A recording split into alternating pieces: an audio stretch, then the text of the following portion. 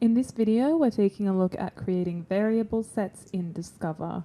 So I have my query here and I've already made 3 sets. I've made a range set for year to date, quarter to date, and month to date. And I want to use each of those to create a variable set so I can switch between those date ranges. So we go to the query panel and click on variable sets to open the variable sets panel. And we start by naming our variable set, and then we can select an existing variable or we can create a new one. I'll create a new one. We label it.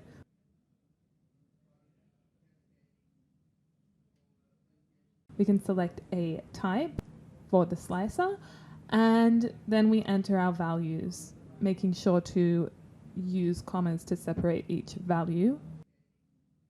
And we hit OK and save the variable. Now I have my list of values here, but I still need to connect those values to my sets here. So from the Select Hierarchy menu, we select the hierarchy that we're looking for. We can select a free selection to choose whatever elements we want. If we're working with OLAP, we can select a specific level of the hierarchy.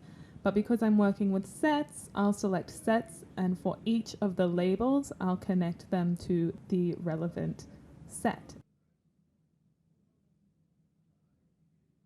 And click Apply. So here I have my variable set buttons, but when I click on them, we see that nothing is changed in the query. This is because the date key hierarchy is already in the query and all of its elements have been selected. So we need to go to the Elements panel for the date key hierarchy and deselect it from the Elements panel there. Then hit the Run button. And now we see when we click those buttons that our date ranges in the query are updated accordingly.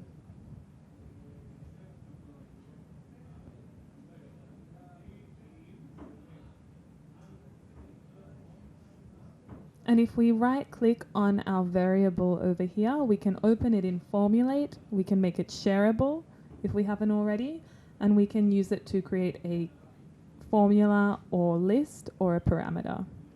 So that's an overview of how we can build variable sets very easily and quickly in Discover.